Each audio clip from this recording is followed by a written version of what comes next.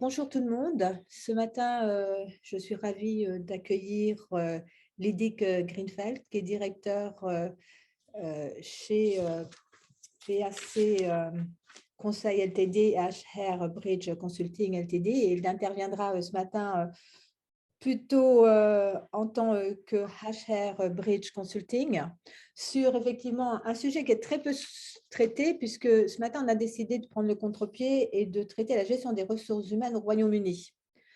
Ce que vous devez savoir, on sait qu'en France, quand une entreprise arrive sur le marché français, on lui dit attention, les ressources humaines, c'est difficile, c'est compliqué, il y a une loi qu'il faut bien respecter. Et on sait qu'en Grande-Bretagne, grâce à la common law, on est quelque chose de plus agile. Donc, Lydic, je vous laisse nous raconter tout cela. Ok, merci beaucoup, merci Catherine. Bonjour tout le monde. Je suis ravi d'être là avec vous. Récent membre de la Chambre, c'est une occasion de vous rencontrer aussi, c'est sympa. Donc, j'espère que vous voyez l'écran. Donc, notre sujet aujourd'hui, c'est la gestion des ressources humaines au Royaume-Uni. Je ne vais pas prétendre tout vous dire, mais ça vous permet d'avoir un petit peu une réflexion et puis d'avoir quelques exemples et quelques retours d'expérience. L'idée, c'est de faire un petit peu du comparatif. Alors, bien sûr, on ne va pas faire que du droit, surtout pas. Et le but, c'est de sortir de ça. Donc, voilà. Donc, j'ai à peu près une dizaine de slides que je vais vous présenter. Désolé pour le format, si c'est un petit peu mécanique, mais le problème du webinaire comme ça, c'est qu'il faut que je capte votre attention par l'écran et ce n'est pas ma bouille qui va vous garder concentré suffisamment. Donc, je vais mettre plutôt du PowerPoint. Donc, rapidement, pour parler de moi, mais ce n'est pas que de moi, on va parler un petit peu de ce que j'ai fait. Ça expliquera pourquoi je fais cette présentation aujourd'hui. Donc, moi, je m'appelle Lydie Greenfeld, je suis français, mais aussi britannique. Je vis à Londres depuis 20 ans maintenant. Je suis d'origine juriste, un juriste en droit du travail, en droit social et en ressources humaines. J'ai travaillé 7 ans à Paris. J'ai beaucoup aimé mon métier, mais j'ai trouvé ça un petit peu claustrophobique et j'ai décidé de partir en 2002 pour Londres. Et depuis, je n'ai pas beaucoup de regrets, mais ça a été une aventure parce qu'il a fallu que je me reformate.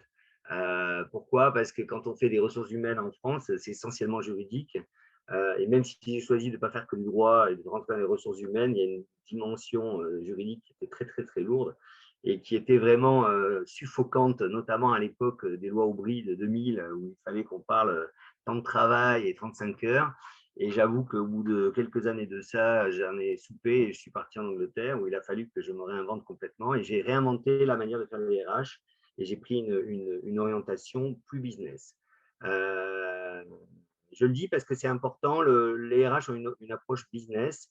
Et notamment, j'ai fait, en arrivant en Angleterre quelques années après, un MBA qui m'a beaucoup aidé à sortir, à casser un petit peu la coquille de cette espèce de régulation permanente et de manière de penser très souvent complexifiée pour arriver à une approche beaucoup plus client et business. Donc depuis, bon, je ne vous raconte pas ma vie, mais j'ai créé plusieurs structures. Et pareil, la raison pour laquelle je parlerai de ces 3 structures-là, c'est parce que d'abord, ça me permet de me faire connaître, mais c'est aussi le fait qu'il y a plusieurs cordes à l'arc. Et la raison pour laquelle je fais cette présentation, c'est parce qu'il y a une approche qui est multi-angle, si je puis dire. Donc, Lydic, pardon. Lydic, désolé, mais tu veux partager ton écran? Ah, il n'est pas partagé? Non. Oula, j'ai oublié. Ah, mais ça va pas alors. Non, j'avais pas encore mis les photos de la plage, mais Voilà. effectivement, voilà, je suis désolé.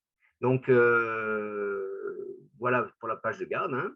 Donc voilà, moi-même, donc j'avais mon nom et maintenant je passe aux structures dans lesquelles je travaille. J'ai mis en place une structure qui s'appelle HR Bridge Consulting, qui est une société de conseil franco-britannique spécialisée en ressources humaines. Donc là, c'est mon activité ressources humaines. Et là, l'idée, c'est d'avoir un développement à l'international des ressources humaines. Et c'est pour aider les Britanniques et aider les Français ou aider les continentaux, comme on dit chez nous, à faire des ressources humaines qui sont adaptées à différents pays. Donc, c'est exactement le sujet que l'on a aujourd'hui. J'ai aussi une autre structure que j'ai mise en place avec des partenaires avec qui je travaillais sur un projet sur Brittany Ferries, notamment il y a quelques années. On a mis une structure en place qui s'appelle PAC Conseil. Et PAC Conseil, c'est à peu près la même chose que ce que je fais moi au niveau droit du travail et RH, mais là, focalisé sur tout ce qui est transformation d'entreprise. C'est-à-dire que là, on a une niche qu'on a mise en place, ça fait maintenant 2 ans, qui est spécialisée dans la transformation, acquisition, fusion, transformation type transfert de personnel, etc., ou changement commercial et innovation, et avec une conduite du changement et la gestion de projet. Donc ça, c'est pareil, on est multiculturel, mais on est spécialisé plus dans tout ce qui est projet, transformation de business.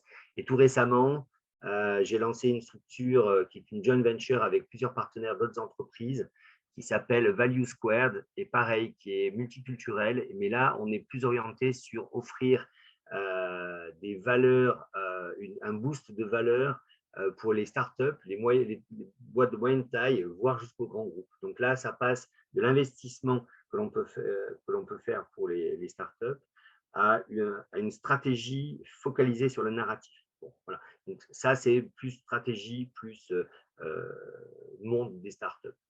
La raison pour laquelle je parle de mes trois structures-là, c'est que les ressources humaines, elles doivent être vraiment vues globalement. Et c'est ce que j'essaye de faire dans ces slides. Parce que le problème qu'on a avec les ressources humaines en France, c'est qu'on est systématiquement tiré dans le juridique.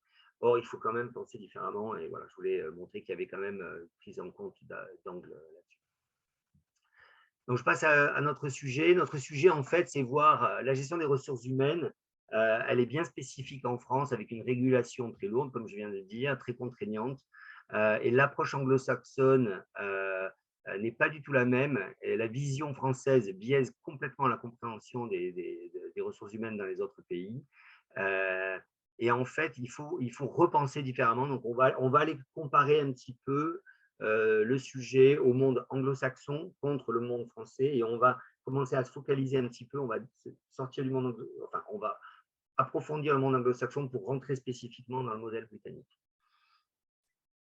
Alors, ressources humaines internationales, trop souvent, quand on fait des ressources humaines, elles sont bâties sur un pays. Quand il y a le pays d'origine de l'entreprise d'origine, imaginons, je ne sais pas moi, une boîte du CAC 40 par exemple, à ses origines, elle est basée en France, et après elle passe plus à l'international, et elle s'expose donc à du travail international et donc à des ressources humaines qui doivent s'adapter à l'international.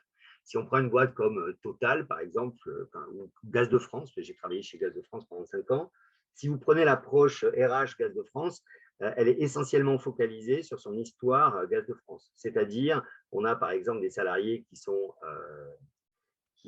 au statut, c'est-à-dire qui sont quasiment fonctionnaires, qui ont des conditions d'emploi qui sont vraiment spécifiques en dehors du code du travail. Et ils ont des contraintes, notamment des contraintes de retraite, par exemple. Donc, si vous faites des ressources humaines à partir des Gaz de France et que vous voulez partir à l'international, vous allez avoir un conflit de valeurs. Vous allez avoir des gens qui, normalement, quand on est à Gaz de France, comme les fonctionnaires, pour bénéficier de votre retraite, vous allez faire l'intégralité de votre carrière dans un groupe. Si vous sortez du groupe, vous ne bénéficiez plus de tous ces avantages, et la carrière est un gros avantage qui crée beaucoup de stickiness, comme on dit. Et en fait, pour devenir international, une entreprise comme Gaz de France, c'est extrêmement difficile parce que la mobilité des talents à l'international est extrêmement restreinte par le fait qu'ils veulent rester dans un système de retraite spécifique.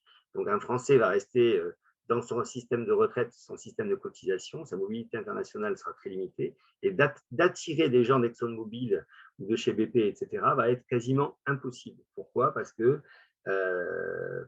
on devrait normalement leur offrir les conditions d'un statut et les conditions d'une retraite spécifique avec Gaz de France. Alors, ils s'en moquent complètement. Les gars, ils ont fait 30 ans de carrière ailleurs.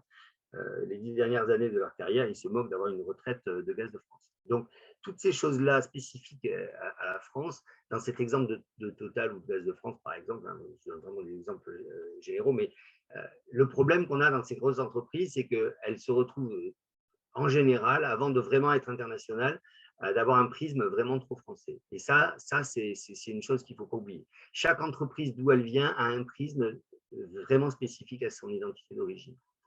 Quelque chose qui est particulier, c'est que la finance, les capitaux, l'argent, ça voyage. C'est simple, ça va. Vous voulez investir à l'étranger, il suffit d'avoir de l'argent, il suffit de trouver des gens qui qui comprennent votre business. L'argent circule, c'est facile. Les ressources humaines, ce n'est pas si simple. Les ressources humaines, c'est un mélange de plein de choses. Il y a des personnes, il y a des cultures, il y a des langues, il y a des lois et des pratiques qui diffèrent complètement selon les pays. On va voir un petit peu ça tout à l'heure. Et ça, c'est quelque chose qui ne voyage pas facilement. et c'est difficile de sortir la tête de ces préjugés. Et aussi, il y a un sujet, ça, moi, je le vois en dehors de la France, ça, il ne faut pas oublier, qui pense vraiment aux ressources humaines? Who cares? En fait, vous allez à la fac, comme j'ai fait mon MBA, par exemple, vous allez énormément parler de finance, vous allez énormément parler de stratégie, vous allez énormément parler de comptabilité, d'économie, de choses comme ça. Et la RH, pas beaucoup. Et j'insiste de le dire là, c'est que je pense que le modèle français est unique. La RH est vraiment au cœur du business, mais c'est bien un des rares pays qui est comme ça. Alors, il y a certains pays, les Nordiques, la Hollande, l'Allemagne, etc. Mais globalement, la mondialisation a oublié les ressources humaines. Parce que le modèle de mondialisation qui a été fait par, on va dire essentiellement le modèle anglo-saxon, ne met pas la RH comme un des éléments les plus importants. Et franchement, si vous parlez business avec des gens, la RH est vraiment, dans certains pays, la dernière roue du carrosse. Et ça, il faut le savoir. C'est quelque chose, encore une fois, sous le prisme anglo-saxon qui est évident. Alors, bien sûr, on parle RH, bien sûr, il y a des pratiques RH, bien sûr, il y a des études en RH, mais c'est vraiment pas la même chose que ce qu'on a en France. Donc, on a vraiment un pays particulier en termes de RH. Je ne vais pas vous faire un cours là-dessus, mais l'histoire a été très compliquée en termes de ressources humaines, en termes de relations sociales. On a eu une révolution française qui a commencé un dialogue compliqué entre le patronat et le salariat. On a eu des constructions juridiques très complexes avec des lois qui sont accumulées, avec un code du travail qui atteint les 1700 pages, peut-être qu'il a dû atteindre les 2000 pages maintenant d'ailleurs. J'en ai pas acheté un récemment, mais c'est impossible de le faire maigrir.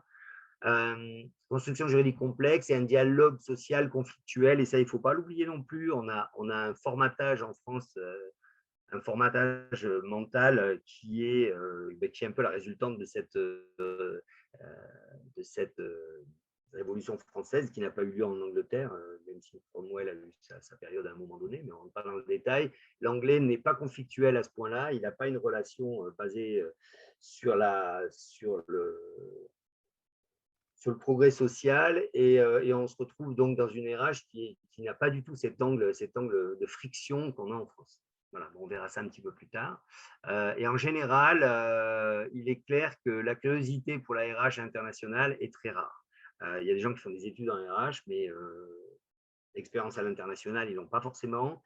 Ils rentrent vraiment dans la pratique de leur pays et ils n'ont pas l'occasion d'aller le voir. Et je sollicite les gens qui veulent faire des ressources humaines d'aller un peu à l'étranger et de travailler en ressources humaines à l'étranger. C'est vraiment enrichissant. Bon, je passe à une autre slide qui est une slide que j'avais proposée à la Caisse Business School à Londres il y a quelques mois. C'était une cartographie que j'ai faite. Alors attention, il n'y a pas de science exacte là-dessus. C'était une présentation que j'avais faite aux anglo-saxons qui permettait aux étudiants de la CAS de voir un petit peu près les modèles qu'il y avait. Moi, j'ai défini à peu près 6 modèles. Il y a le modèle français qui est très, très spécifique, qu'on verra. Il y a le modèle anglo-saxon. Je dis anglo-saxon parce que j'intègre l'Irlande, le UK, et puis je mets un peu les Américains dedans, les Hollandais, les Australiens et tout ça. Donc, il y a un modèle qui est spécifique qu'on verra aussi un peu plus tard. Il y a un modèle nordique qui inclut la Norvège, la Suède et tout, où on a une influence collective très, très importante, un modèle organisationnel très horizontal, avec une aide de l'État très, très importante, protection sociale de l'État est clé, et un modèle managérial et relationnel basé sur la confiance et qui est très, très, très doux, très soft, très harmonieux. On a un modèle germanique qui n'en est pas très loin. Bon, après, on pourrait couper la tarte en 20, mais c'est à peu près similaire, mais avec une influence collective très, très, très, très importante chez les Allemands. Une protection des trade unions, des syndicats qui est vraiment clé. C'est similaire un peu au modèle nordique, mais avec un côté quand même beaucoup plus formel, qui est dû à la présence des syndicats. Après, il y a le modèle d'Europe de l'Est. Je n'ai pas mis le texte que j'avais. Bon, modèle d'Europe de l'Est, on imagine, c'est un modèle qui a un système beaucoup plus syndicalisé, très normé. on peut imaginer. Après, il y a le modèle latin dans lequel j'inclus l'Italie, l'Espagne, le Portugal, où là, on est à peu près similaire à la France avec un système assez complexe, relativement vertical, une structure managériale assez hiérarchisée, verticale, mais pas très, très loin du système français. Bon, l'idée de cette carte, c'est de juste donner un goût un petit peu des types de RH qu'il peut y avoir, c'est-à-dire cette espèce de mélange de pratiques managériales, histoire du pays, présence des partenaires type syndicats, etc., etc., autorité de régulation aussi très important. Et bon, voilà, donc il y a plusieurs modèles, chaque pays est différent, j'imagine, mais si on essaie de les regrouper un petit peu, on se retrouve avec ces modèles-là. Ce sont un peu des modèles qu'on peut avoir en discussion de café du commerce, hein. Je ne veux pas rentrer dans trop de théories, mais c'est pour donner un petit peu une idée qu'il n'y a pas qu'un seul modèle, il y a plusieurs modèles et qu'il y a cette subjectivité qu'il faut toujours, à laquelle il faut faire attention quand on parle de RH international. Je vais vous montrer là le contraste des modèles anglo-saxons contre le modèle européen. Donc là, c'est une petite slide que j'avais utilisée lors de la présentation à la Caisse Business School. L'image ici, elle parle d'elle-même. Bon, c'est pas évident, c'est pour ça qu'il faut que j'explique, mais elle devrait parler d'elle-même. À gauche, on a une petite planète avec une petite maison, une petite forêt, elle est toute jolie. Et puis à droite, on a une planète, elle est pleine de complexité avec des gros buildings et tout ça. Eh ben, c'est un petit peu ça, c'est un peu le monde anglo-saxon, c'est un monde petit. La RH, c'est tout beau, tout joli. On est un peu chez les bisounours. En fait, on est un peu dans un cartoon chez les Anglais. Chez les Anglais, les Américains, les ressources humaines, c'est pour les gamins, hein. J'exagère à peine. C'est pour les gamins, alors que quand on est sur le modèle européen, le modèle français, c'est beaucoup plus complexe. On se retrouve avec, comme vous avez vu dans la carte précédente, des histoires complexes, des histoires, il y a eu la guerre d'Espagne dans les années 30, il y a eu le bloc soviétique, post-bloc soviétique, etc. Donc, des mondes complexes où la relation sociale, la relation de travail est très, très, très, très, très normée. Et la France, je pense, est l'une des plus complexes. On a peut-être, avec l'Allemagne, c'était les deux plus complexes. Mais c'est pour ça que j'ai montré ces planètes-là et j'insiste bien, les ressources humaines dans le monde anglo-saxon, c'est un jeu pour les gamins. C'est un jeu pour les gamins. Je vous montrerai un exemple tout à l'heure. Et c'est intéressant parce que c'est un avantage. Il y a un avantage et un inconvénient. Et la raison pour laquelle c'est très simple, c'est pour ça que la mondialisation a pris le modèle anglo-saxon, à mon avis, hein, c'est un avis personnel. Je pense que c'est une des raisons pour lesquelles le modèle de globalisation, de mondialisation, a pris le modèle anglo-saxon, parce qu'il est simple. Il peut s'appliquer à Singapour, il peut s'appliquer à Hong Kong, il peut s'appliquer en Australie, il peut s'appliquer en Polynésie, il peut s'appliquer en Amérique du Sud. Bon, là, ils ont une histoire aussi un peu compliquée, c'est un peu plus comme le modèle espagnol. Mais bon, ce que je veux dire, c'est que la globalisation dans le nouveau monde, elle est facile si c'est un monde simple. Or, c'est ça qu'on a. Donc, si on parle du modèle donc anglo-saxon simplifié, on a en fait un monde simple, comme j'ai dit, un monde flexible. La RH est flexible, elle apporte de la flexibilité au business. C'est un monde libéral, évidemment. Et entre parenthèses, la Chine et beaucoup de pays émergents ont simplifié et appliqué un système comme ça libéral. Orienté business, on verra. Orienté mondialisation, oui, parce qu'il est facilement réplicable. Il est très contractuel, donc il se passe beaucoup des lois spécifiques de chaque pays. C'est une relation essentiellement contractuelle individuelle, donc elle peut se répliquer n'importe où. Si vous faites un contrat de travail avec Singapour ou un contrat de travail en Afrique du Sud ou quoi, ce sera quasiment le même que si vous faisiez un contrat de travail en Angleterre ou aux États-Unis. Bon, c'est quand même bien sûr différent, mais ce que je veux dire, c'est que la spécificité qu'on a en France d'une loi complexe avec un contrat bien français avec ces détails du style CDI, CDD, période de temps de travail, etc., un contrat anglo-saxon en général peut s'appliquer dans plein de pays différents à quelques virgules près, on va dire. Le modèle anglo-saxon est rapide et versatile, c'est-à-dire que la RH s'adapte à l'économie, s'adapte au business, elle est beaucoup moins normée et beaucoup moins rigide. Les ressources humaines sont beaucoup moins coûteuses aussi. Il y a dû à la régulation du droit du travail, les sorties de salariés sont moins coûteuses, les, les conditions, les heures de travail, etc. etc. Bon, après il y a le coût du travail dans chaque pays, ça c'est différent, et les ressources humaines en tant que telles, en général, sont moins coûteuses là-dessus. Et ensuite, le risque est beaucoup plus faible. On connaît la problématique du droit du licenciement en France, notamment. En général, si on se base sur ça comme élément de comparaison, c'est vrai que le risque est beaucoup plus faible. Donc ça, c'est rapidement sur le monde anglo-saxon. On verra un petit peu plus tard le côté français, anglais plus détaillé. Et la France, dans tout ça, si on regarde encore un petit peu, mais de l'autre côté du prisme, moi, je me permets de dire, hein, bon, ça c'est mon interprétation, hein, mais après, on va avoir un débat, hein, si ils ne sont pas d'accord, on en parlera après, évidemment. Moi, bon, en synthèse, hein, sur la France, ce qui compte le plus dans les ressources humaines, c'est la protection des employés. Il y a vraiment une obsession sur ça. On est passé d'un droit qui était un droit égalitaire, hein, les signataires d'un contrat, normalement, ont le même pouvoir, la même influence, mais il s'avère qu'avec l'histoire, on a vu que l'employeur avait beaucoup plus d'influence, donc on a créé un droit protecteur à l'employé, et ça a énormément biaisé pas mal d'aspects des ressources humaines. C'est un droit collectif très fort, hein. Il y a les conventions collectives nationales, régionales, de groupes, d'entreprises, d'établissements, etc. Ça vient complexifier les règles. C'est un droit complexe par son code et par cette complication de la pyramide des sources du droit et avec les conventions collectives qui viennent se mélanger. On a une relation compliquée d'employeur-employé avec des conflits sociaux je ne dirais pas quasi permanent, bien sûr que non, mais dans certains secteurs, oui. Donc, ça fait peur à pas mal d'entreprises internationales quand elles veulent venir en France, par exemple. Sécurisation par l'État, oui, il y a aussi une implication politique de l'État dans le contrat de travail. On essaie de sécuriser les salariés. Il y a d'autres pays qui le font, hein, comme j'ai dit tout à l'heure, dans les pays nordiques, la Hollande ou l'Allemagne. Il y a une recherche de stabilité aussi. La flexibilité n'est pas systématiquement bien vue. Alors, c'est en train de changer depuis quelques années. Le droit du travail pas se modernise, mais se globalise un petit peu en France.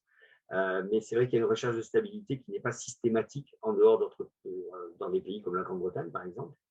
Le management est très vertical. Alors, il y a des pays qui sont beaucoup plus verticaux, hein, on pourra en parler, vous avez le Japon, la Chine, etc. Bon, mais pour le modèle européen, on va dire la France est assez verticale et les salariés et les managers se complaisent d'ailleurs dans cette verticalité parfois et ça fait partie du jeu politique de l'entreprise et c'est une délectation parfois. Et ensuite, il y a le pouvoir fort des syndicats qui, lui, vient interagir dans cette relation contractuelle de l'employeur et du salarié. C'est très intéressant, mais c'est très, très, très spécifique à la France. Alors après, chaque pays a un rapport différent avec les syndicats. L'Angleterre en a quelques-uns, mais ils restent marginaux en général, à part certains secteurs. Mais bon, voilà, le pouvoir des syndicats a son côté historique en France. On le connaît bien en regardant les nouvelles à la télé, notamment.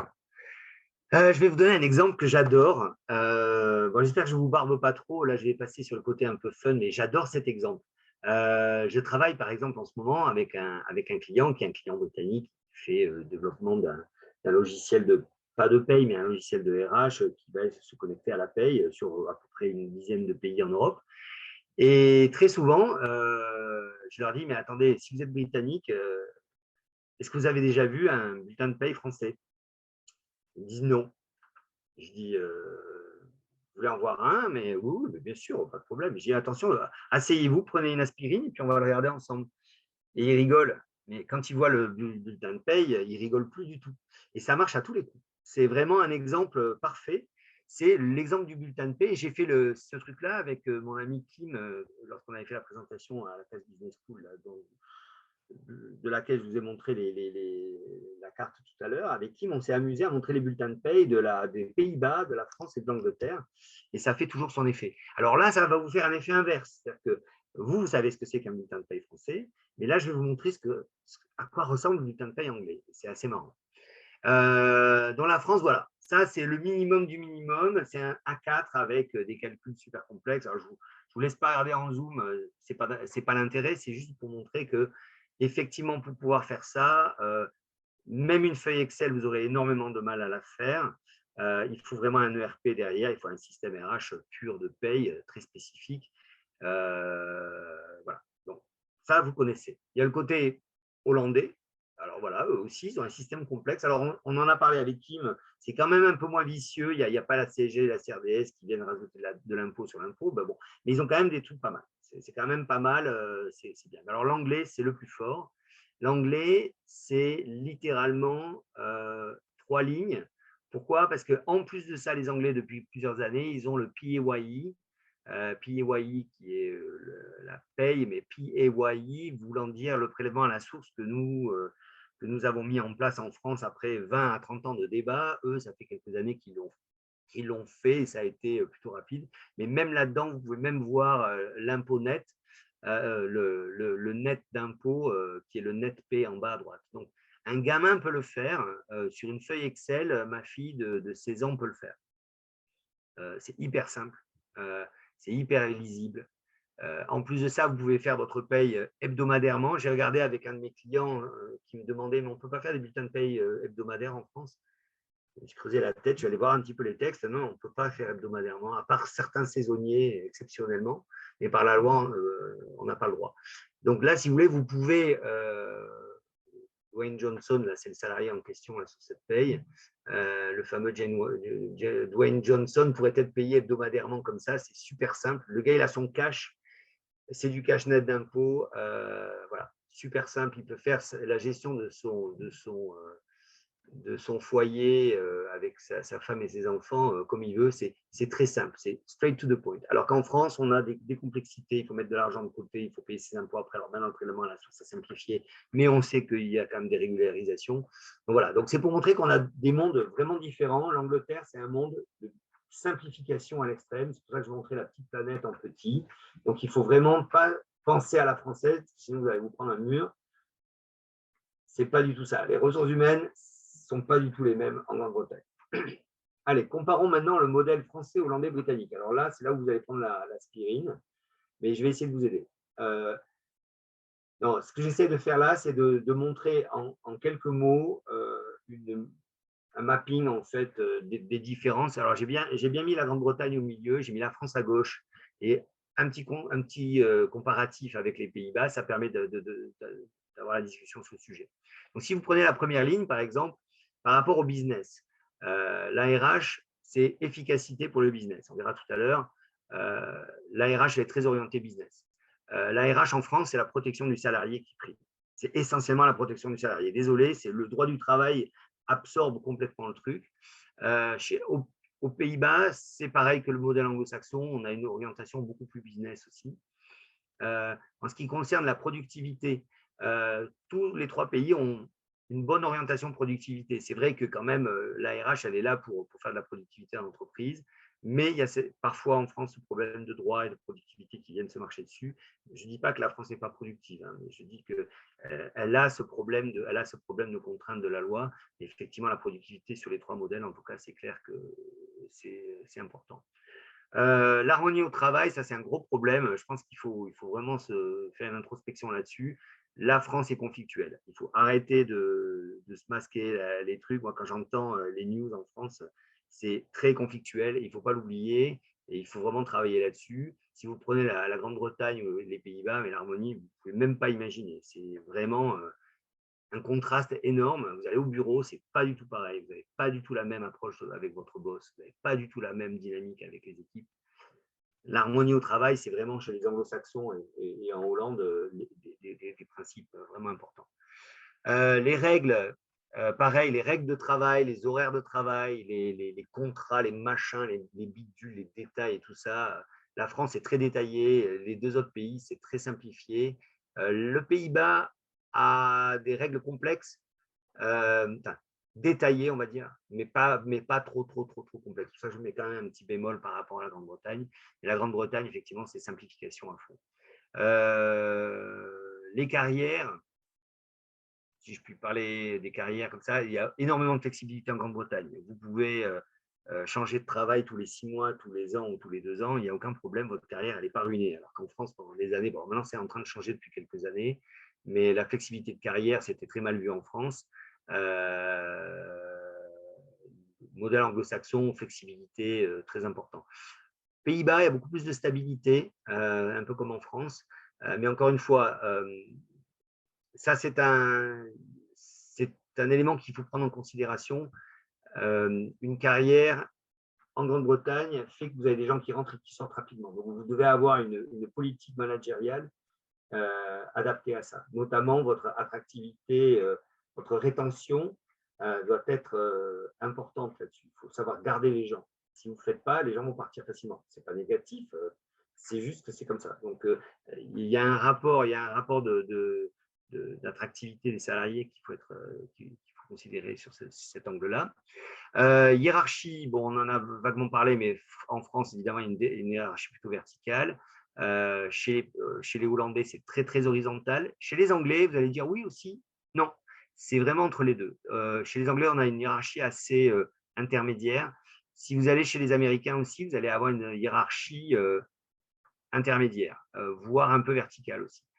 Les Américains, ils aiment bien construire des trucs complexes. Mais ce que je veux dire, c'est qu'on n'est pas dans du blanc et du noir. Les Anglais ne sont pas horizontaux. Évidemment, si vous allez dans une start-up, ce sera relativement horizontal. Mais le système anglais, il y a encore un petit peu quand même un système à l'ancienne où on est un peu entre les deux, entre le vertical et l'horizontal. Respect, je dis ça pourquoi? Parce que pareil, pour l'harmonie au travail, je pense qu'il y a la notion de respect des salariés, des employeurs, des gens en général. Il y a une réciprocité de respect et les gens aiment bien, tant aux Pays-Bas qu'en Angleterre, avoir cette notion de respect des gens. Ça rentre dans la culture britannique parce que c'est une politique de consensus et c'est important d'avoir cette relation, alors que la relation en France, il y a une primauté du droit dans la relation. Bien sûr, il y a du respect. Je ne dis pas qu'il n'y a pas de respect en France, hein. Je ne dirais surtout pas ça. Mais il y a une primauté du droit qui fait que la relation est bâtie sur la hiérarchie, sur ce à quoi on a droit. Et très souvent, c'est ça qui peut être la source de friction et de conflit lorsqu'il y a une dimension collective qui vient s'imprégner là-dedans. En Grande-Bretagne, ils ont une notion de fairness qui est très, très importante. Je mets le mot là comme ça au milieu du vide. Pourquoi? Parce que, encore une fois, dans la culture britannique, là, je ne parle pas des Américains, hein, je parle vraiment des Britanniques. La fairness, c'est très important, cette espèce de justice entre les gens qui fait que lorsque l'on s'adresse à des salariés en tant qu'employeur, le maître mot, c'est la fairness. Si vous faites quelque chose en tant que dirigeant ou RH vis-à-vis de vos populations en Grande-Bretagne, il faut être fair. Donc, il faut communiquer comme il faut prendre le temps, il faut parler raisonnablement des choses, il faut être transparent, etc. Ça, c'est la fairness. On en parlera un petit peu plus tard, j'ai quelques exemples là-dessus. Je continue, j'accélère un petit peu l'égalité entre les parties. Je vous ai dit, la France, le droit du travail a créé un gap entre l'employeur et l'employé, alors que les anglo-saxons, avec le common law, ils ont gardé l'égalité des parties. Le Pays-Bas, c'est un peu hybride. L'Allemagne aussi a un côté un peu hybride. Il y a quand même une verticalisation du rapport contractuel. La relation chez les Britanniques et chez les Hollandais est très collaborative. Chez les Français, elle est aussi, et je n'ai pas dit qu'elle ne l'était pas. J'ai dit qu'elle était une relation complexe qui est notamment avec cette histoire de la primauté du droit qui vient appuyer sur la relation. Elle est collaborative, mais elle peut être complexe parce qu'il y a cette verticalité qui vient se mettre dans la relation parfois, trop souvent. Protection de l'État, la France et la Hollande ont cette approche-là, très continentale, très post-deuxième guerre mondiale. Le modèle anglo-saxon et anglais, lui, est libéral, c'est-à-dire le contrat, l'égalité des parties, point à la ligne. Communication directe, très importante chez les Hollandais et chez les Anglais. Communication indirecte, vous allez me dire, mais non, c'est pas vrai, la communication indirecte en France, directe en France. Oui et non. Là, je dis, pour simplifier, hein, communication, elle est parfois indirecte en France. Pourquoi? Parce qu'il faut passer par votre boss pour communiquer. Okay, le boss, le grand boss, il veut parler à vous, il va passer par les boss intermédiaires. Voyez, et si vous ne le faites pas, c'est pas bien. Il y a plein d'autres pays comme ça. Hein. Vous avez l'Inde qui est comme ça, vous avez l'Amérique du Sud, il y a plein de pays qui sont comme ça. Mais c'est important parce qu'on a des pays voisins comme les Hollandais et les Anglais, et cet accès direct à la communication, il n'est pas évident. L'autre facteur d'indirect, c'est les syndicats, c'est les corps intermédiaires. Pareil, si vous voulez faire un plan social, les Anglais, quand je leur dis non, non, vous ne pouvez pas communiquer comme ça, ils me regardent et ils disent pourquoi on communique en direct avec les gens, on leur envoie un email personnel leur disant ce qu'on est en train de faire. Et je leur dis non, non, vous n'avez pas le droit, vous n'avez pas le droit. Il faut que vous passiez par les syndicats, il faut que vous passiez par le CE, il faut que vous passiez par les représentations du personnel, parce que si vous faites ça, c'est une atteinte au droit collectif. Ah bon, mais vous mentez à vos salariés, vous ne leur dites pas la vérité. Mais je dis, ouais, je vous explique. Et donc, ça crée une relation très indirecte que les anglo-saxons ne comprennent pas. Et vice-versa, si vous voulez faire un plan social en Angleterre, par exemple, attention, faites une communication directe. Si vous ne faites pas une communication directe, ce sera perçu comme une manipulation, etc. Donc, c'est hyper intéressant de voir que la communication, c'est un des éléments qu'il faut vraiment, vraiment repenser lorsqu'on rentre dans des projets ou qu'on rentre dans la gestion même de tous les jours. Je passe à la suite après la pilule aspirine, juste pour remontrer un petit peu l'évidence. Dans le monde des Français, voilà, quand on parle des ressources humaines, là, on a j'ai fait une liste des acteurs habituels que l'on a. Et si je montrais ça à un Anglais, il me dirait wow, c'est quoi tous ces gars? Effectivement, je fais ça pour les Anglais pour leur expliquer que la relation salarié-employeur, elle est beaucoup plus complexe avec beaucoup de partenaires en dehors même de l'entreprise. Donc, j'y vais rapidement. Les IRP, donc les représentations du personnel, CSE, etc., les syndicats qui ne sont pas loin, la médecine du travail qui est en bas, l'inspection du travail et la DRIET, je ne sais plus comment il s'appelle, parce qu'il change de nom tout le temps, je vais encore oublier comment il s'appelait. Donc, eux, ça, c'est tout ce qui est autorité extérieure. Ensuite, il y a des partenaires indispensables. Il y a les comptables. Bon, ça, vous allez me dire, oui, ils sont partout, c'est d'accord. Il y a la paye, prestataire de paye, souvent outsourcé parce que c'est tellement compliqué que vous amusez pas à la faire en interne. Donc, effectivement, c'est un prestataire extérieur en général. Et vous avez les juristes aussi, parce que si vous n'avez pas un juriste, vous prenez un mur et ça va vous coûter cher, parce que le contentieux est important. Donc, ça, c'est le monde que je présente aux anglo-saxons. Ils me disent, wow, c'est un peu compliqué quand même. Vous, ça ne vous paraît pas compliqué, vous connaissez très bien. Mais moi, ce que j'essaie de montrer maintenant, c'est un petit peu ce qu'il y a derrière. Et pour les Français, j'essaie, bon, si vous travaillez dans une grosse boîte du CAC 40 ou quoi, évidemment, vous allez dire, mais ce qu'il dit, c'est évident. Et moi, ce que j'essaie de montrer là, c'est que dans le monde anglo-saxon, les partenaires qui comptent beaucoup sont aussi les autres. Et les autres, je les ai mis à gauche. C'est le business. Ça peut être des business à l'étranger, donc la filiale allemande, la filiale anglaise, etc. Donc ça, il ne faut pas l'oublier. Et ensuite, il y a un petit peu tout ce qui est derrière. Et je montre ça parce que derrière, effectivement, on peut se retrouver avec des structures ressources humaines centralisées. Donc, ça pourrait être, je ne sais pas, structure du siège basée à Dublin ou basée à Londres ou quoi, avec des systèmes RH, des ERP, etc. Alors, bien sûr, en France, il y en a aussi, hein, je ne dis pas ça. Mais la raison pour laquelle je mets un peu les systèmes RH et les ERP, c'est que notamment dans le cas du client que j'ai actuellement, là, développer un système RH ou paramétrer un ERP basé sur le système RH entre la France et les autres pays, c'est parfois une source de complications importantes parce que les autres pays non français ou en tout cas anglo-saxons ont une granularité beaucoup plus faible. Ils sont beaucoup moins complexes et très souvent mettre en place des systèmes, faire parler, coïncider des politiques RH et des systèmes RH entre les pays, c'est parfois une énorme complication lorsqu'il s'agit de toucher à la France, à l'Allemagne, à des pays comme ça. Important pour la RH aussi, chez les anglo-saxons, c'est la boardroom, c'est la finance et c'est les projets. Lorsque vous êtes dans le monde anglo-saxon, ces mondes communiquent énormément.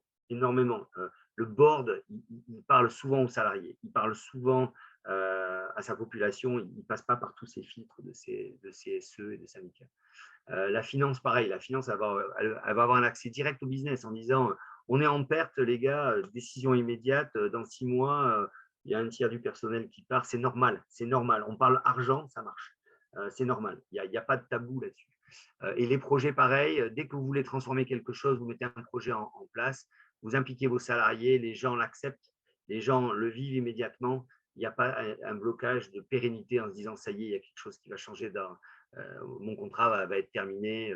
Cette stabilité n'est pas perçue comme systématiquement un avantage et de passer en mode projet et de changer les jobs des gens, ça arrive souvent. Donc, ce sont souvent des interlocuteurs qui viennent interagir avec les ressources humaines, c'est la boardroom, la finance, les projets. Donc, j'essaie juste de montrer un petit peu ça pour faire un peu ce contraste entre ces mondes très, très français et ce qu'il peut y avoir à l'extérieur, un peu les approches différentes. Là, je vous donne une deuxième phase paracétamol aspirine. Là, c'est juste pour montrer un petit peu pareil tous les angles qu'il peut y avoir en ressources humaines si on le prend côté français. Côté français, je balaye rapidement de gauche à droite, de haut en bas. On a des accords collectifs en France, il y a une régulation complexe avec du temps de travail, des salaires, des machins, des bidules, des permanents, des temporaires et tout. Les autorités locales comme l'Adriette, l'inspection du travail et tout. Il y a les inspections fiscales avec, il faut faire des audits, il y a plein de déclarations à faire aux URSSAF, etc., etc. Vous avez des problématiques d'égalité hommes-femmes, vous avez des problématiques de bien-être au travail, d'hygiène et de sécurité, gestion des carrières, les syndicats, les systèmes de retraite, bon, après, là, on va rentrer dans le détail, la protection sociale, tout ce qui est maladie, tout ce qui est maternité, protection chômage, etc., protection contre le licenciement avec la régulation, la loi spécifique au licenciement qui est vraiment forte en France, les discriminations, la représentation du personnel, les risques de contentieux et l'administration et déclaration. Là, en fait, je remets un peu le doigt sur le côté très franchouillard et je veux juste dire en quoi les anglo-saxons sont impliqués là-dedans ou ne le sont pas, et particulièrement l'Angleterre, en quoi les Anglais ont un intérêt là-dedans ou pas. On y va. Je vais commencer de gauche à droite, de haut en bas, de gauche à droite. Donc, accord collectif. Accord collectif en Grande-Bretagne, vous oubliez, il n'y en a pas. Il y en a quelques-uns dans certains endroits où il y a des syndicats, mais si vous n'avez pas de syndicat, on verra tout à l'heure, si vous n'avez pas de syndicat, il n'y a pas d'accord collectif. Donc, la relation, c'est uniquement une relation contractuelle. Après, vous avez des policies.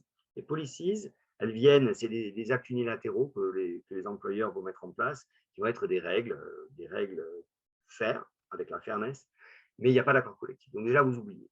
Ça, c'est simple. Régulation complexe, temps de travail, salaire permanent, etc. Tout ça, c'est super simple. Temps de travail est simple. Il y a eu une dérogation à la loi européenne sur les 48 heures de limite de 48 heures. Ça a sauté. Les Anglais n'ont jamais voulu. Les salaires minimums, etc. Oui, il y a un salaire minimum en Grande-Bretagne, mais tout ça, c'est très, très, très, très, très simple. On verra tout à l'heure. Donc, régulation complexe, on oublie. Autorité locale et centrale, inspection du travail, vous oubliez, ça n'existe pas. Oui, il peut y avoir le taxman, qui est le suivant en dessous, mais il n'y a pas d'inspection du travail. Donc, il n'y a aucun flic qui vient chez vous vérifier vos comptes. Les taxes, oui, il y en a, mais comparer les choses, il n'y a pas d'URSSAF, il n'y a pas de chasse, il n'y a pas de chasse aux cotisations. Bien sûr, l'État, HMRC, fait son boulot, mais on n'est pas du tout dans un côté déclaratif très compliqué avec des audits réguliers à faire. Égalité homme-femme, oui, ça c'est un sujet qui est très très important pour les anglo-saxons et qui l'est aussi chez les Anglais. Mais pareil, ça fait partie de la fairness, ça fait partie de cette espèce d'égalité contractuelle entre les gens, il n'y a pas de raison. Et le côté discrimination, effectivement, est très fort chez les Anglais. Bien-être au travail, très très important aussi, d'autant plus qu'on est passé par la phase Covid. Alors, on n'est pas du tout dans une approche syndicaliste de la chose, on est dans une approche purement individuelle, purement de bon sens, on va dire. Mais encore, je pourrais en parler pendant des heures, mais je ne vais pas rentrer là-dedans. Hygiène et sécurité, j'ai mis un point orange là parce qu'il y a des normes d'hygiène et de sécurité. Les anglo-saxons ont une approche d'hygiène et de sécurité qui est très, très, très différente de la France. Moi, je travaille dans le pétrole. Si vous faites une erreur, je me souviens dans les années 90, vous aviez un PDG anglais qui venait visiter un centre de production de pétrole ou de raffinerie ou un machin. Le gars, il mettait un gilet jaune et il mettait un casque. Vous voyez le même chef d'entreprise, le PDG de Total, le pauvre qui est décédé il y a quelques années, il se baladait sur les centres de production sans casque. Ça, c'était voilà, la différence entre le monde anglo-saxon et le monde français. L'hygiène et sécurité, c'était le boss, il faisait comme tout le monde. Il montrait l'exemple, il n'y avait pas besoin de loi pour le faire. C'était comme ça. C'était comme ça. La France, il leur a fallu les années 2000 pour montrer maintenant des patrons qui mettent des casques. Et vous allez me dire, mais c'est complètement biaisé ce que vous dites. Non, je peux vous démontrer par A plus B. Vous regardez les vidéos des chefs d'entreprise dans les années 80-90, les gars, ils n'étaient pas équipés et ils ne montraient pas l'exemple. L'hygiène et sécurité, c'était uniquement les syndicats et les inspections, les autorités qui venaient vous inspecter et faire le flicage. Par contre, le patron, ça ne s'appliquait pas à lui. C'est complètement une approche inverse. Donc, ce que je veux dire, c'est que l'hygiène et la sécurité, c'est un très, très, très bon exemple. C'est l'approche est littéralement à l'opposé. Bon, on peut en parler longtemps, je ne veux pas en détail, mais c'est juste pour montrer que c'est normé en Grande-Bretagne, il y a des choses normées, notamment sur l'hygiène et la sécurité, mais pas pour les mêmes raisons. Ce n'est pas dicté par la loi, c'est dicté par le risque. Gestion des carrières, très très important dans le monde britannique, comme ailleurs d'ailleurs, mais il y a quand même un besoin d'information et de visibilité pour les salariés. La gestion de leur carrière compte beaucoup. Syndicats, on oublie, il y en a. Si vous travaillez dans la construction, si vous travaillez dans le manufacturier, etc., il peut y en avoir, mais c'est une construction historique à certains secteurs ou dans certaines entreprises. Oui, il y a une relation qui peut être un peu compliquée, mais en général, elle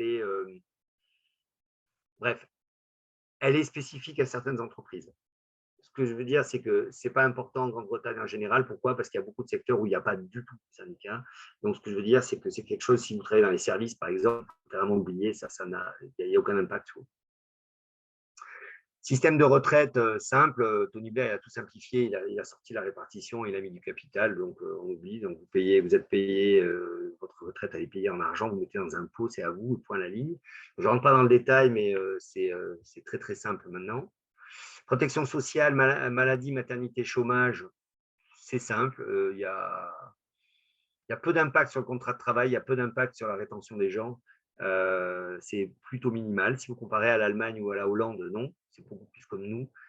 Protection sociale en Angleterre, évidemment, il y a la sécurité sociale, hein, il y a le NHS, hein, on n'est pas aux États-Unis, pour ceux qui ne savent pas la différence. Mais à part ça, bon, c'est très très simple, la protection sociale est minimale.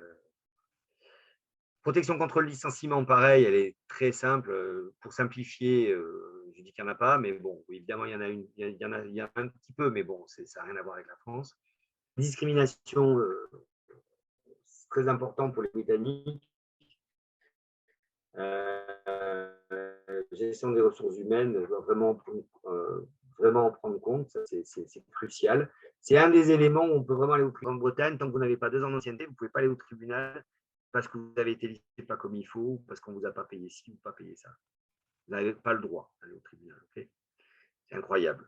Mais la discrimination, oui, vous pouvez y aller même si vous n'avez pas 2 ans d'ancienneté. Bon, je ne rentre pas dans les détails. Si vous avez des questions là-dessus, à la limite, je pourrais vous répondre. Mais voilà. La discrimination, c'est quand même le pilier qui n'est pas négociable chez les Anglais. Représentation du personnel, il n'y en a quasiment pas. Il y en a, si vous faites un plan social, il y a du volontariat qui peut être proposé, mais il n'est pas là structurellement avec un CSE comme en France. Risque contentieux, il est très faible. Alors là, rapidement sur le contentieux, c'est simple. Les salariés ne vont quasiment jamais au contentieux. Moi, de ma carrière en 20 ans, je n'ai quasiment aucun ami ou aucune personne autour de moi qui est allé au contentieux. Le contentieux, ça coûte trop cher à tout le monde. Ça prend des plombes. Ça coûte tellement cher qu'on ne veut pas y aller. Par contre, ça se résout avant. Donc, moi, ce que je dis souvent aux anglo-saxons, c'est quand ils vont en France et qu'on leur dit qu'il y a du contentieux, ils lèvent les grands yeux au ciel en disant « mais c'est pas possible, on va paraître dans la presse et tout ». Je leur dis « ne vous inquiétez pas, c'est normal, vous avez 300 contentieux, c'est normal. C'est normal, vous êtes un grand groupe, vous avez 300 contentieux au tribunal de Paris et région parisienne, c'est normal ». Ah bon, bref. L'approche est complètement différente. Chez les anglo-saxons, le contentieux, c'est la bombe atomique, on n'y va pas, on transige avant. Et chez l'anglo-saxon, chez l'anglais, particulièrement chez l'anglais, on ne fait pas de vagues. On ne se grille pas, on ne grille pas sa carrière, etc. Bon, je simplifie, mais c'est un petit peu ça. Donc, le risque contentieux est beaucoup, beaucoup, beaucoup plus faible en Grande-Bretagne. En revanche, il faut que vous fermiez le problème par une transaction. Et voilà, les transactions, elles se font quasiment à 99% des cas. Quand vous avez un problème, c'est réglé comme ça. Administration et déclaration, pareil, très très simple. Vous avez très très peu de déclarations à faire. Il y a le côté analytique et tout ça, c'est beaucoup plus simple que tout ce qu'on a en France. Donc là, pareil, c'est pour vous donner un petit peu une idée des différences sur ces sujets détaillés-là. Maintenant, mes conseils, c'est quoi? Mes conseils, c'est vous oubliez le travail, le droit du travail qui régit tout. Les ressources humaines, une approche de travail dans l'intérêt de l'entreprise et du salarié. Il n'y a pas de code du travail. Vous pouvez travailler en droit du travail en Grande-Bretagne. Vous avez 2 sites. Vous avez ACAS et vous avez le site du gouvernement. Le site du gouvernement, c'est un petit peu comme ce que vous avez sur Légifrance et tout ça, ou je ne sais plus comment ça s'appelle en France. C'est bien fait maintenant. On a vraiment un accès au code du travail avec des interprétations de l'administration qui sont pas mal. Le problème, c'est que ça ne suffit pas parce que c'est tellement compliqué que c'est bien pour une intro, mais ça ne permet pas d'aller dans le vrai fond. Il y a un autre site qui est très bien en Angleterre, donc c'est le ACAS. Je vous conseille d'aller le voir. C'est acas.org ou je ne sais pas quoi. ACAS, c'est en fait toute la synthèse de toutes les règles. C'est une association qui fait ça. Ils font de la médiation entre les salariés et les employeurs. C'est eux justement qui vous aident à ne pas aller au tribunal et qui vous permettent d'avoir tous les exemples de contrats de travail, de négociations collectives, de disciplinaires, etc. Et c'est eux quasiment qui font la loi. Ils sont tellement influents que finalement, c'est la référence. Si vous voulez faire une sorte de règlement intérieur sur tout ce qui est disciplinaire, vous allez prendre le modèle de la CAS. Et ce n'est pas le gouvernement, c'est une association financée par le gouvernement, je pense, mais qui est indépendante et qui a son influence énorme sur le droit du travail en Grande-Bretagne. Donc, les ressources humaines, très simple, 2 sites où vous pouvez faire quasiment tout. Bien sûr, vous prenez un avocat de temps en temps, c'est un truc, mais franchement, très simple. Très important, le droit du travail, on l'oublie parce que en fait, les ressources humaines, c'est une relation humaine simple et contractuelle. Il n'y a pas de piège compliqué du syndicalisme, de la représentation collective, etc. Le business et la performance sont au cœur de la relation et il n'y a pas de tabou. C'est normal de parler performance, c'est normal de demander de la performance à son salarié. Les systèmes RH prévoient la gestion de la performance, c'est très important pour une entreprise anglo-saxonne. Bien sûr, chez les Américains, c'est presque obsessionnel. Bon. Et chez l'anglais, c'est aussi important parce que ça fait partie de la fairness. Et de parler business et de parler performance dans l'entreprise, c'est absolument crucial, il n'y a aucun tabou là-dessus. Il ne faut pas confondre la Grande-Bretagne et le UK, c'est un peu ce que je vous disais. Il y a des valeurs qui sont distinctes. Je ne rentrerai pas dans le sujet parce que là, je peux vous en faire 3 heures. Valeurs, communication, hiérarchie, autorité, engagement, relations sociales et surtout étiquette. Ça n'a rien à voir. Pareil, c'est pour ceux qui disent oui, mais les Anglais et les Américains, c'est les mêmes. Donc, pas du tout. Il y a plein de différences, mais ce n'est pas grave. À la limite, presque je trouve des références de bouquins là-dessus, mais ce que je veux dire, c'est que quand vous travaillez dans un groupe anglo-saxon, il faut voir d'où ça vient. Chez l'anglais, il y a des valeurs, c'est beaucoup plus doux, c'est beaucoup moins rugueux que chez les Américains qui peuvent être parfois plus durs que l'anglais. Il y a un côté harmonieux chez l'anglais qu'il n'y a pas forcément chez les Américains. C'est une synthèse de ma part. Autre point, c'est les relations collectives. Elles n'existent pas, et ça, c'est hyper important, comme j'ai dit tout à l'heure, sauf certains secteurs.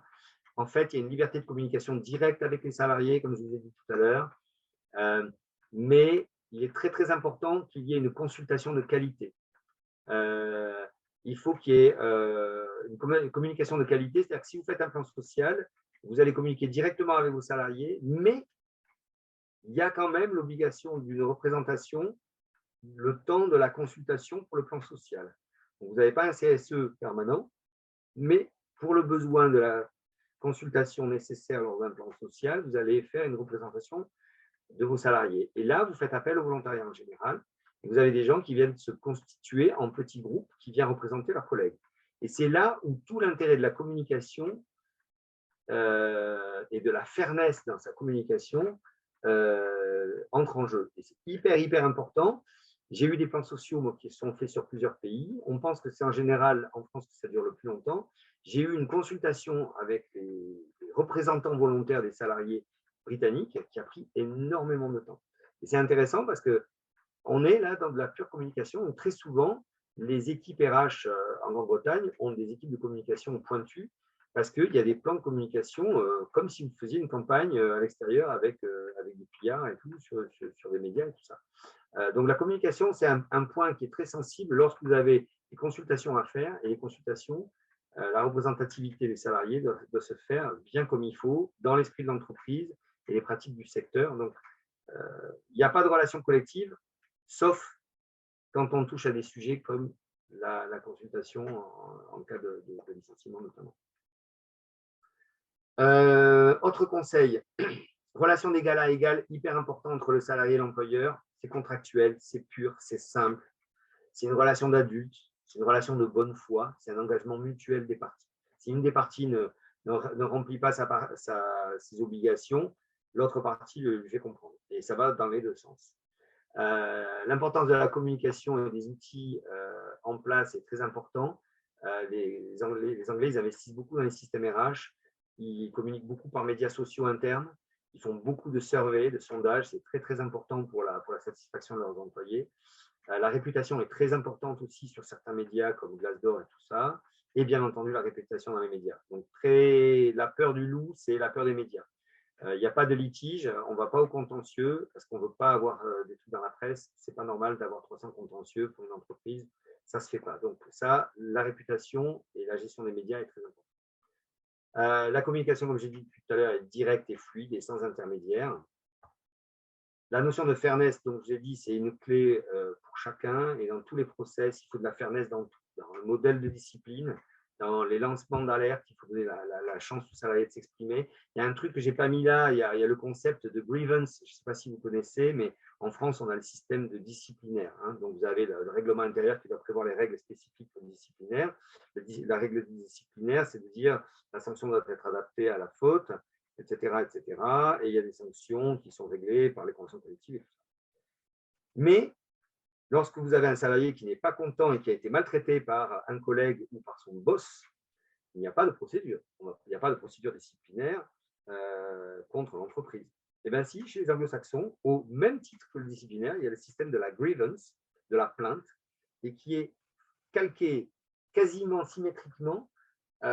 Et ça existe depuis des années et des années, mais ça, c'est pareil, c'est la common law, c'est l'égalité des parties qui fait que si vous n'êtes pas satisfait de la manière dont votre manager vous gère, notamment pour votre promotion de fin d'année ou pour votre entretien de fin d'année, etc., ben vous avez une procédure de grievance. Vous appelez la RH, vous dites « je ne suis pas content, ce n'est pas normal ». Et vous pouvez faire sortir votre manager. Et bien ça, c'est no comment. Chez les Anglais, bien sûr, vous avez un système de grievance. Vous dites ça à des Français, ben, il vous faudra peut-être 2 jours pour digérer le truc et voir ce que je vous ai dit. C'est inconcevable en France. Et ça montre bien justement cette espèce de fairness. La fairness, elle est réciproque. Et donc, quand vous mettez en place des policies dans les entreprises en Angleterre, vous avez la policy de discipline et vous avez la policy de grievance. Au même titre, et vous devez les mettre en même temps. Et ne croyez pas que vous allez en utiliser l'une plus que l'autre, parce que finalement, proportionnellement, la grievance, vous allez avoir souvent. Et pourquoi vous avez cette grievance? Parce que vous voulez nettoyer la relation contractuelle. Et si vous devez terminer une relation contractuelle basée sur une grievance, vous voulez que ce soit bien clean. Et vous faites ça, vous fermez ce sujet-là par une transaction pour éviter justement d'aller au contentieux. Donc tout ça s'imbrique comme il faut là-dedans. Je vérifie rapidement le temps. Et on est déjà dépassé. Il est 10 heures, Lédic. Zut. Je continue très, très, très vite. Motivation et engagement des salariés, c'est une priorité. La performance de l'entreprise, c'est hyper important, il n'y a pas de tabou. Relations contractuelles, les policies, c'est très important. Délai raisonnable, information, il faut vraiment que les gens communiquent dans les deux sens. Ce qui est important pour les salariés, je répète, c'est gestion des carrières, progression. Il faut qu'il y ait du company purpose aussi, on pourra en parler longtemps. Bien-être au travail, très important. Les heures de travail, management, les outils en place, les policies, la communication, le travail au bureau, l'impact du travail à distance avec le Covid, très important. Le harcèlement et les discriminations, attention, faites attention, ça c'est vraiment un sujet sensible chez les Anglais. Et puis, mes derniers conseils, c'est oubliez que le modèle français puisse s'appliquer ailleurs, il ne s'applique pas forcément en Grande-Bretagne. Mettez en place votre RH international avec des RH locaux, prenez les locaux dans vos équipes, ça vaut le coup, c'est super. Vraiment, ça, c'est le mieux que vous puissiez faire avec vos équipes RH françaises, c'est d'avoir des gens d'ailleurs. Ayez une approche commerciale de vos relations avec les collaborateurs. Ça, c'est la clé de l'approche des gens que vous allez embaucher dans votre entreprise anglaise. Soyez culture savvy, c'est-à-dire soyez vraiment conscient de la différence Amérique et UK. Ne croyez pas que la langue fait tout. Le franglais, ça ne va pas vous aider. Le multiculturel, ce n'est pas que de la langue, ce n'est pas que des termes, c'est aussi de la culture. Vraiment, il faut rentrer dans le détail de la culture.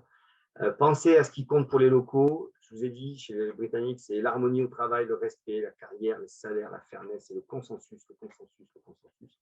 Et finalement, prenez conseil localement car les choses peuvent être bien plus simples, bien plus rapides et bien plus efficaces. Si vous avez des projets, ne croyez pas que ça va être des usines à gaz, allez-y simplement. Voilà. Désolé, j'ai été trop long. Maintenant, on a des questions-réponses et je pense qu'on n'a pas vraiment d'espace. Voilà. Alors, juste, Lédé, un grand merci parce que c'était très complet et je pense que il y avait beaucoup de choses. Juste, il y avait quelques petits trucs sur le chat. Donc, Babak disait qu'il est intéressant de voir que le niveau de confiance est plus élevé dans le modèle anglo-saxon que le modèle français, malgré que ce soit un jeu pour les gamins, c'est vrai, puisque la relation se base sur la confiance. Oui. Frédéric Calino disait grosse différence avec la France, la procédure prud'homale est gratuite et peut être menée sans avocat. Je suppose que ça, c'est pour la France. Frédéric?